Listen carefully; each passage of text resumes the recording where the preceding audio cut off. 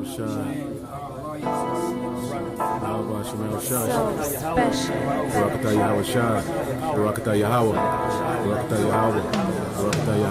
whatsoever you shall ask in my name, that will I do, that the Father may be glorified in the Son. If you shall ask anything in my name, I will do it. If ye love me, keep my commandments.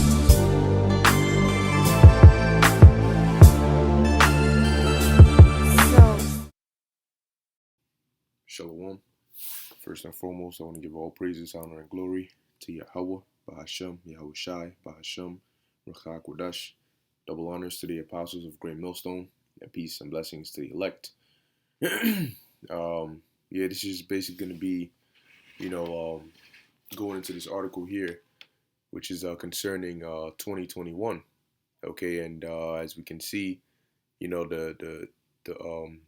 the distress that this year has brought upon the world, all right, which as Yahweh Shai, all right, the Messiah prophesied, would be the beginning of sorrows. Okay, and as we're entering into 2021, which is looking to be a year of sorrows, okay, a lot of people are trying to hope, they're hoping that things can turn around. All right, they're hoping that, this is the end of it, but they don't understand that this is only the beginning. Okay, so let's read this from ZeroHedge.com. It says, "'Tis the season for bankruptcies, store closings, and tent cities."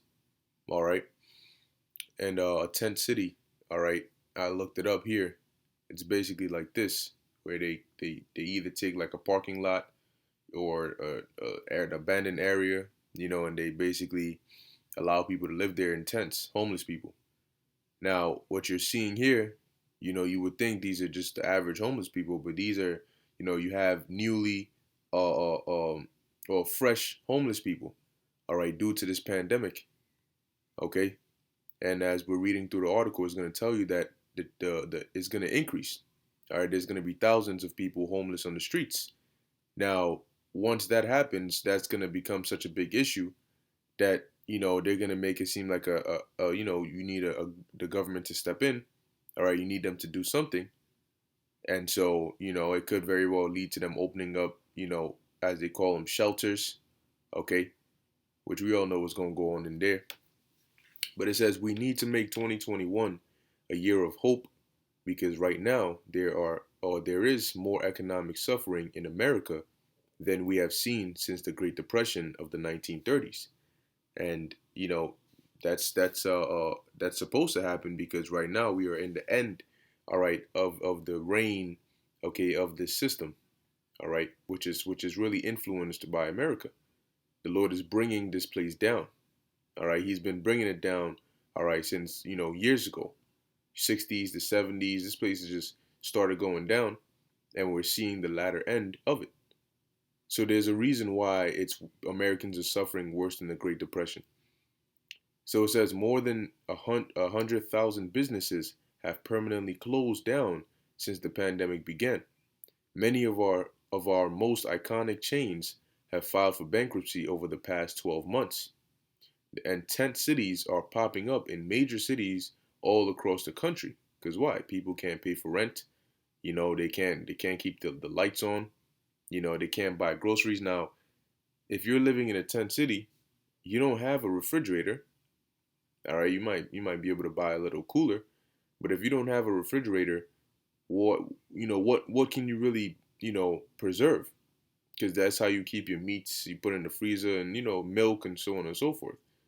So imagine, what a waste of food that'll be, or what a limitation on the things you can buy is going to be. It says coming into this year, the suicide rate in the U.S. was already at an all-time record high. And a Gallup survey recently discovered that the mental health of Americans is at an all-time low. All right? And that's a given.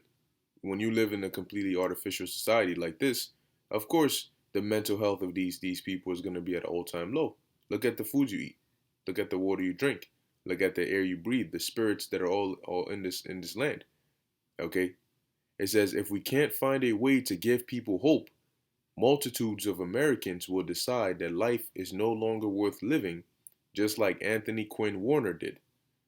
and that's basically the guy they're saying blew up the RV in Nashville. It says the explosion in Nashville should be a wake up call for all of us because there are countless others out there that are feeling the hopelessness that Warner did. Now, understand that you can try, okay, you can try to give them hope, but as a matter of fact, let's get a quick precept that matches perfectly with that. All right, this is the book of Second Esdras. All right, chapter 5, verse, I'm just going to go straight to the point. Chapter 5, verse 12, Second Esdras 5 and 12. At the same time shall men hope, but nothing obtain. They shall labor, but their ways shall not prosper. Okay? So trying to make 2021 a year of hope, the major prophecies haven't even hit yet. Right now, we're in the introduction. All right? We're leading into those major prophecies, and the setting, all right? You know, like when you watch wrestling and, you know, when the wrestler comes out, he has his own theme music, you know, his theme song. They got the fire, you know, going on, the lights going on, like Undertaker, for example. There has to be a particular setting before he makes his appearance. Okay? The lights go out, you hear the ding, you know, and then the theme, everything, you know, and then he comes out. So right now, that's what's happening with prophecy. You know, the setting in which the chip and the World War III and all that, that's where we're approaching, you know. And so you can't try to hope for, you know, you can't try to make it a year of hope and, you know, as if you're just gonna skip all over this. We ain't even reached the fun part yet. All right, so it says the explosion in Nashville should be a wake-up call for all of us because there are countless others out there that are feeling the hopelessness that Warner did.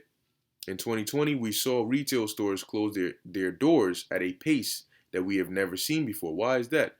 Because these elites were looking for a way to completely obliterate the middle class. All right, they wanted to be rich and poor, and a giant unclosable gap in between. Okay, it says according to the New York Post, New York City lost more than 1,000 chain stores all by itself. Okay, and it's all strategically planned. It says the Big Apple saw almost 1 in 7 nationally recognized chain store branches close their doors as the pandemic sent consumers scurrying for cover, according to a news report. Keep in mind, each store has obviously more than one employee. You have the workers, all right? You have those that, you know, clean the store. You know, you have those that work on the lights and everything that are in the store. All right, you have the managers. You have you have all these different people. So that's just one store closing alone is a lot of people who are going to be out of a job. Okay? Now, if you have thousands of these stores, you can multiply each store or each store in that 1,000 by however many employees are working there on average and see how many more people are losing jobs. Okay? It says a record high 1,057 chain stores, including 70 Dwayne Reeds, 49 Starbucks, and 22 Paper Russes, have waved the white flag over the past 12 months. So over just the past year, 1,057 chain stores have basically, waved the white flag. All right, they're going under. According to the Center because now all you're going to be left with are these big giant corporation stores, these Walmarts, these CVS's, you know, Amazon. So they're eliminating the small businesses, and it's just whatever you need to get, you got to go to this one store. It's easier to implement certain policies that way, you know. Just have Walmart do it. Just have Amazon do it. Now, where else are you going to go get the stuff you need? All the other stores, all the other businesses went under. Restaurants going under. That means you're not really going out to eat anymore. Okay? It says, according to the Center of an Urban Futures annual State of the Chains report, set to be released Wednesday. If you go back to 2018, 0.3% of all chain stores in the city shut down permanently. This year, that figure skyrocketed to 13.3%. All right, you went from 0.3% to 13.3%. That is a lot, okay, in just 2 years. All right, or as a matter of fact, it says this year, okay, it says the 13.3% decline shatters all previous records reported by the nonprofit agency since it began tracking the data 13 years ago.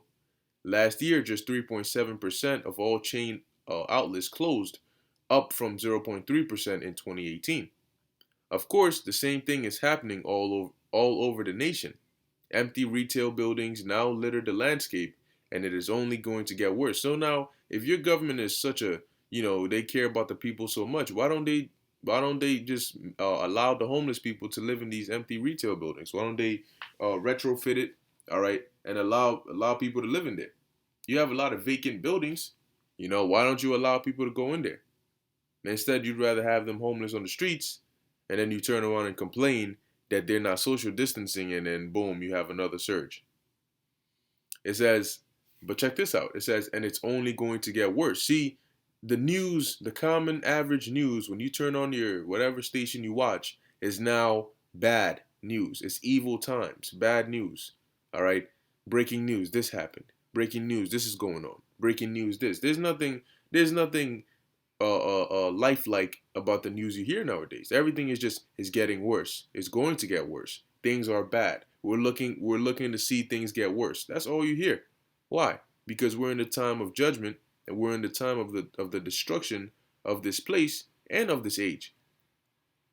It says, but it is hard to imagine that the next 12 months could actually be worse than the past 12 months. Well, you better increase your imagination game, because it is. And in order, see, if anybody with common sense can see the trend, okay, you can see the trend that the world is going in. Okay, and just like it started this year, it's gotten worse. So it's not just going to suddenly stop. That's not how it works. Okay? When judgment goes out, as the scriptures say, the Lord's word doesn't come back to him void. When judgment goes out, it goes out and it accomplishes what the Lord wants it to accomplish. It says, in an article published earlier this month, CNN listed 30 major chains that have filed for bankruptcy in 2020. You have Paper Rush, Barlow. You have Modell's in here. Okay, True Religion, J.C. Penney. All right, GNC. Yeah, a lot of these stores, are like known stores, but they're filing for bankruptcy, man. Okay, now stores were closing years ago, but these elites needed to speed it up. Okay, as a part of their agenda, they needed to speed it up, so they needed something. All right, hence a pandemic, and boom, speed everything up. That's why it said 13. It went up from 0.3% to 13.3%. That's a lot. Okay, Brooks Brothers, Lord and Taylor, okay, Century 21, all right, and others, Friendlies, and others, others more. And these aren't just like unknown stores. Okay, it says, sadly, now that the holiday season is done, there will inevitably be another huge wave of store closings and bankruptcies. All right, so you can expect that to happen. All right, they're talking about, it says, and I'm just going to jump through here. It says the National Restaurant Association said 40% to 50% of restaurants may go bankrupt in the months ahead if they don't reopen immediately. But they're not going to reopen immediately. Okay? Fauci's here talking about the worst is yet to come. They're talking about mid-January, ending of January, things are going to get bad. They're talking about administering the vaccine to the general public in June, but they might say we got to move it up because of how bad things are getting. Okay? It says here, Democrats and their liberal economic advisors obsess about income inequality. Will someone please tell them that no act in modern times has widened the gap between the rich and the poor more than the lockdowns going on right now. That is the point. When you think that these people are, actually trying to help you, they don't know what's going on. They're also trying to fix things, but they're just making it worse. Whatever they do, it's not random. It's not, we're accidentally making it worse. That is the whole point. All right. What they really work on is making it look as though they're trying to help you when really they're sabotaging your lives. All right. That is how it works. Okay, this isn't something that just up and happened and they were thrown into it and they're trying to make things up on the fly. No, no, no, no. They have to make it look that way. All right, but this has all been planned. It says here, Diane Yentel, the president and CEO of the leftist National Low Income Housing Coalition, said the majority of the up to 17 million households at risk of losing their homes this winter are people of color, aka Jacob. That's why it's called Jacob's Trouble. Okay, homelessness in the winter is not a sweet thing. Hey, that's why the Lord said, all right, the Lord said, pray ye that your flight be not in the winter. Okay, it says because it did say they shall cast them out of their houses. Now there was a video, I think it was in California, where they basically had armed troops go up into it was supposed to be a state-owned house or so, because I guess people were taken out of it, and you had certain people who were just living in there. They hadn't paid for it, they just found it empty, and they started living in there. And they came and they literally dragged them out. Grabbed them by the feet and by the hands and pulled their asses out. Okay. Where they gonna go, it doesn't matter, so long as they're not in there. It shows you how much your government loves you. All right. It says, as economic conditions continue to unravel, more Americans are falling out of the middle class and into poverty with each passing day. And we continue to see more evidence of this all around the nation. Now, you might say, well, yeah, that's why they have a moratorium, against evictions and da-da-da. You got to understand that they're not going to do that forever. Now, the longer they do that, the worse it is for you. Okay? So what happens when they finally say, look, there's nothing we can do now. Now you're on your own. Now what? It says, in Chicago, it was being reported that people were lined up for 15 blocks to receive food and toys at a holiday giveaway. A Chicago actress and her foundation brought 3,000 toys, food, and countless smiles to the West Garfield Park neighborhood for the holidays Wednesday. Now, when that ultimate major great famine hits, okay, you're not going to have these people who are able to, bring all this and help those in need. They're going to be in need. Okay? And then what do when all of you are cast into the same boat? It is going to be a time of trouble. Okay? And in that time, there's people that get prioritized and there's people that don't. And for those that don't, what do you do then? And that's why people are going to resort to cannibalism. People are going to resort to eating out of trash cans, killing animals. People who own pets are going to start killing their pets and eating them. It's going to get very, very disgustingly brutal out here. Okay, and all it takes is desperation.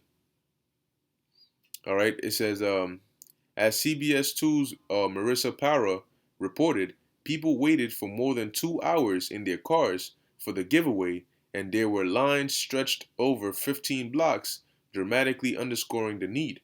Can you imagine waiting in a line that is 15 blocks long?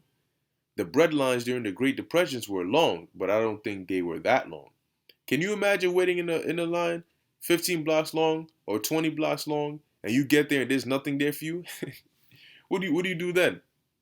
People get so hungry they start looking at whoever got something, and then they trying to see what's up. Homelessness is also growing at a very frightening rate, and this is fueling the rise of tent cities from coast to coast. So you have store closings, you have people starving, and the famine hasn't even hit here like that yet. Okay? So people are starving, And now you have homelessness. Once again, these are just the beginning of sorrows. Now, what happens if the Lord decides to throw in a massive natural disaster in there to completely make things worse than they already are now? You know, maybe a large earthquake that destroys a lot of these farmlands and, all these different things. And people that are already suffering now and in certain areas get hit with what different forms of natural disasters, unprecedented levels. And it destroys even all the things that, it makes things worse than they are now. Now what level you think you're going to be at? Things are, man, you want to talk about homelessness growing at a frightening rate. All right, death is going to grow at a frightening rate. Hopelessness is going to be the theme, all right, of the times ahead. It's going to be a painful time to live in the months ahead. Tent cities are expanding across the United States as experts warn that the ongoing pandemic could lead to a catastrophic homeless crisis where hundreds of thousands more Americans are living on the streets. Now, from a movie, I think it was The Boy in the Striped Pajamas or something like that, dealing with, let me see if I can find it. The Boy in Striped Pajamas. Yeah, this movie right here. All right, basically dealing with,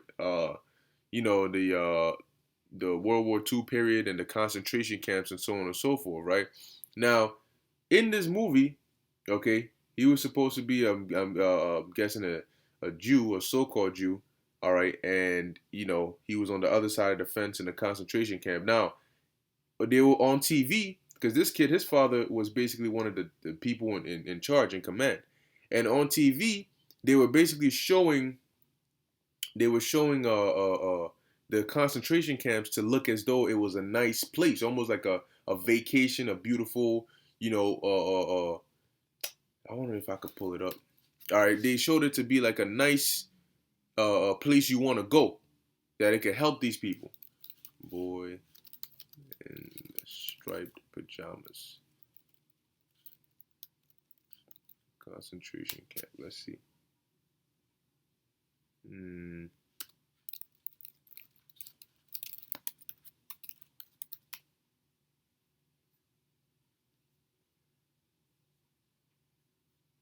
Let me see if it's this one. If it's not, we can forget it. All right, but it was basically on TV. Let's see.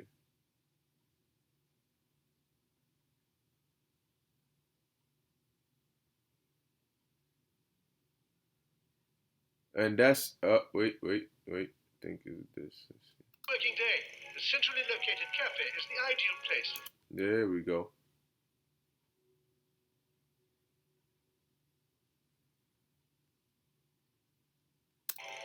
Organized sport is very popular. Those that don't play certainly enjoy watching. At the end of the working day, the centrally located cafe is the ideal place for friends and families to. So what they're doing is it's a commercial to basically look as though the concentration camp is a nice place. At the end of the day, you get to sit at the table. Now I'm not gonna play the rest of it. I'll leave the link in the description for the sake of YouTube being pests. But nonetheless, this is what they could also do for the homeless people. They may make it look, oh, we have shelters. People that are homeless, this is spiking up the numbers. Government has to do something. So the government comes out and says, oh, look, coincidentally, we have all these FEMA shelters and stuff that we had already built under Rex 84. So here, come on in. People, you can be fed, you can be safe until the chip comes out and they tell you ain't leaving this place unless you have that chip. All right. So, they'll make it seem as though it's a nice place, okay, until you actually get there. And then you find out that this place is hellish. All right. And what they're portraying to the public on the outside is not really what it is. But a lot of people are going to get caught up in that because they're going to get deceived. Okay. So it says, where were we? All right. 10 cities are expanding across the United States as experts warn the ongoing pandemic could lead to a catastrophic homelessness crisis. Okay. It says where hundreds of thousands more Americans are living on the streets. In Phoenix, authorities have converted 2 enormous parking lots into tent cities for the homeless. But even the homeless are being required to follow social distancing protocols. All right. And yeah, it's basically going into converting parking lots and streets and so on and so forth into tent cities, to allow homeless people to live in there, man. But this is the conditions, man. This is what's happening, and I'm pretty sure there's some of these homeless people that never once in their life thought that they will end up in that position, that they will end up homeless. Some of them have children, okay? Never once thought that they would actually end up on the street. Some of them are people who passed by homeless people, and were disgusted and were like, oh, I'm glad I'm not you. And now, boom, look at where you at. Okay? So, hey, that's why the Lord said, basically, you got to be ready to be as a pilgrim upon the earth. 2 Ezra 16 and around the 40th verse on down. Okay? Because the luxury, the comfortability is gonna be taken away for everybody. That is gonna be a part of the condition of being alive during the times of Jacob's trouble. Okay? Now it says, this is the cold, hard reality that multitudes of people are living at this point. Dependence on the government and unquestioning submission to authorities have become a way of life for countless numbers of Americans. You hear that? Unquestioning submission. Why? Because unless you do that, you won't get whatever you need. You got to go to them, as the Lord said. We got to go to our enemy for the one of all things. It says, and economic conditions are not going to get better, are not going to be getting better for the foreseeable future. Okay, it's not going to get better. It's only going to get worse. This is why we must give people hope in 2021 and beyond, because the amount of economic pain that we are witnessing around the country is already off the charts. Good luck doing that. Good luck keeping hope for yourself. The only hope that you can really have is hope that Yahweh Ba'ashem Yahushua is going to deliver us. But if you're trying to give them hope in this place coming back and us making it out of this whole thing and America gets rebuilt again and everything is all sweet, you hoping in the wrong thing. All right? You are hoping in the wrong thing. Now it says the government may be able to send checks to people, but it cannot give them hope. And when people have lost all hope and have become extremely desperate, they can end up doing very foolish things, just like Anthony Quinn Warner did. All right. So yeah, don't be surprised if you see more people doing things like that.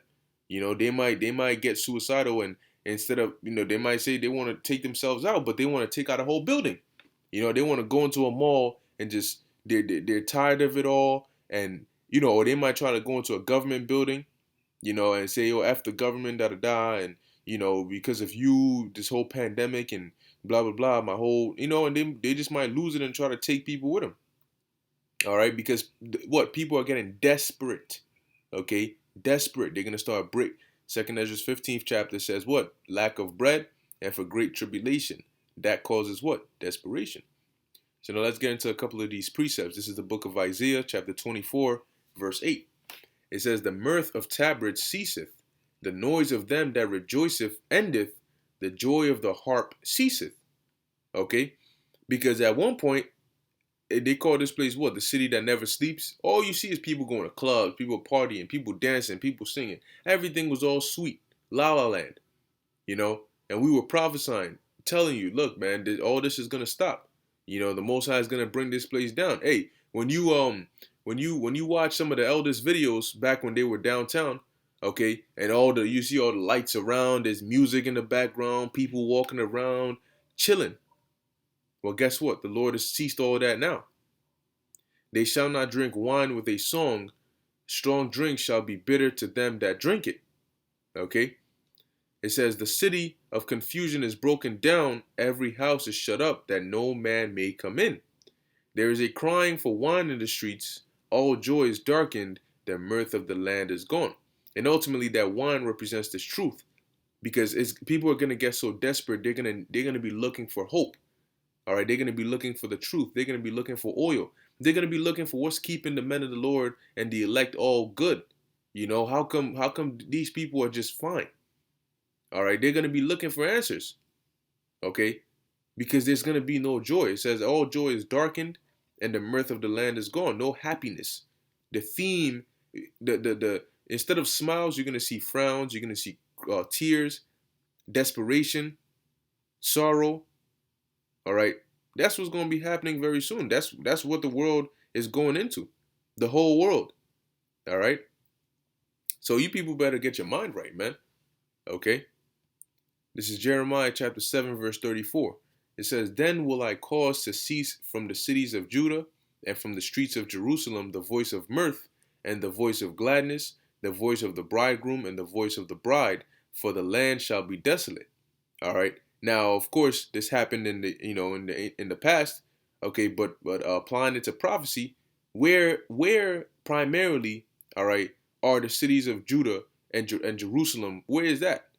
Being that we are a people before a place, majority of that, all right, or if not all the tribes are in America, Babylon the Great. Okay, but wherever else we're dwelling, okay, the Lord is going to cause the whole world to come to a screeching halt, all right, and it's not going to be the age, all right, the short time of hell that's going to be breaking loose is going to be such a massive, insanely unseen before hell that it will be remembered for a very, very, very long time. Okay? This is the book of Ezekiel, chapter 7, verse 5. You know why? Because once it starts, it's going to end with a big, big boom. And that's going to be that thermonuclear war. Ezekiel 7 and 5. "Thus saith the Lord power, and evil, and only evil, behold, is come." And evil means a bad time. So when you're saying you want to make 2021 a year of hope, that's not going to happen. It's going to be hopeful for the elect, for the hopeful elect, because we're hoping all these prophecies come to pass and we can get delivered in 2021. But when they say hope, they're saying it in the sense of hoping the world can be better, hoping that, this pandemic can pass and things can be good. But that's not what's going to happen. The Lord said an evil, meaning a bad time, and only a bad time is coming. Why? Because we're at the end. And whenever you get to the end, it's usually bad for somebody, aka the person who's ruling right now. We're at the end of their rulership. So of course it's not going to be a sweet time for them and those that are in cahoots with them. Verse 6, "An end is come, the end is come, it watcheth for thee, behold, it is come. The morning is come unto thee, O thou that dwellest in the land. The time is come, the day of trouble is near, and not the sounding again of the mountains." All right. Verse 8, "Now will I shortly pour out my fury upon thee, and accomplish mine anger upon thee, and I will judge thee according to thy ways, and I will recompense thee for all thine abominations." So you think that all the things that have been going on in this place, the blood that's been shed, the wickedness, the perverseness, you thought the Lord was just going to allow that? It tells you in the book of Revelation 18 that your sins have reached unto heaven. And this is the time of your end. Okay? Verse 9, mine eye shall not spare, neither will I have pity." So you're going to have people crying, "Oh Lord, have mercy." The Lord said no, he's not going to. You're wasting your time if you're praying for that. If you're not of the elect, the Lord is not going to have mercy on you. He said what? "Neither will I have pity." So you could be in a painful, painful case. The Lord is not going to feel bad for you.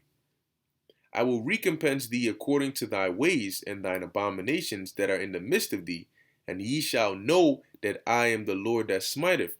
Yahweh Ba'ashem Yahushua is going to leave his signature, all right, on the destruction. So this was from a higher power, namely Yahweh Ba'ashem Yahushua. The same way they left their signature on Egypt, all right, in the time of Egypt. That's been stamped in history. And the same thing is going to happen now, but far worse. All right, moving on. This is the book of Isaiah, chapter 13, verse 12. Because as all this is happening, guess what? The Lord is going to protect and magnify his elect. The tables are going to turn. Okay, when the world gets plunged into that chaos, then they're going to be known who are the Lord's chosen, because they won't get plunged in there with the world. Isaiah 13 and 12. "I will make a man more precious than fine gold, even a man than the golden wedge of Ophir." Okay, so a man of the Lord, all right, is going to be desired, likened onto gold. And you know how precious gold is, okay? But the scriptures say here that a man is going to be more precious than fine gold, okay? The scriptures say money answereth all things, okay? Money is a defense. How much more for a man of the Lord that's more precious than that? The Lord is going to raise up, all right, his elect and cause them to shine in Jacob's trouble, and even more so when Yahushua comes back leading into the kingdom. And when people see that, because they will, all right, this is going to be their reaction. Zechariah 8:23. Thus saith the Lord of hosts, in those days it shall come to pass that 10 men shall take hold out of all languages of the nations, even shall take hold of the skirt of him that is a Jew. All right. This isn't talking about an actual skirt. All right. It's talking about your garment. Okay. It says the skirt of him that is a Jew, saying, we will go with you, for we have heard that the Most High is with you. Now, this is not, it's not literal. Okay.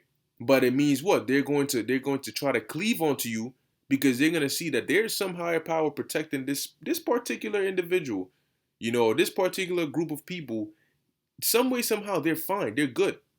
The same way during ancient Egypt, when there was thick darkness, we had light. The plagues didn't come near us. They didn't touch us. Them Egyptians knew. That's why when it was time for us to go, they gave us their jewelry and all that. And they were like, go. Because they knew that it was our power. That the plagues that was happening to them was on our behalf. Okay? And so it's going to be the same now. However, it's going to be for the elect. Not for the whole nation. It's going to be for the elect. Okay? And people are going to want to cleave onto the elect. Hence, you're going to have Isaiah 4:1. But you're also going to have certain individuals, certain men that are going to want to cleave onto the elect. Like, yo, bro, you know what I'm saying? God is with you, so wherever you go, you're safe. So I'm trying to be there too. All right? Because people are not going to have direction. The scriptures say they're going to walk like blind men. Okay? They're not going to have a sense of direction. All right? Or know what to do. Okay? So this is the time we're coming into. All right, what we're seeing, getting to the end of this year, the beginning of next year, is just is a prelude. Things are going to get worse, man, progressively, and the squeeze is not going to be loosened or stopped. Okay, thus saith Yahweh Ba'ashem Yahushai. So, Lord willing, you were edified. All right, stay in the spirit. Okay, and pray for mercy. All right, and prepare your minds, man, because hey, we're gonna see some things that we've never seen before. Yes, we know what's about to happen, but in detail, experiencing it, it's a whole different story. So pray for strength and pray that the Lord gives you that faith to be able to stand firm in all these things that are coming to pass. In closing, I want to give all praises, honor, and glory to Yahweh, Bahashem, Yahushai, Bahashem, Rakha Kudash. Until next time, Shalom.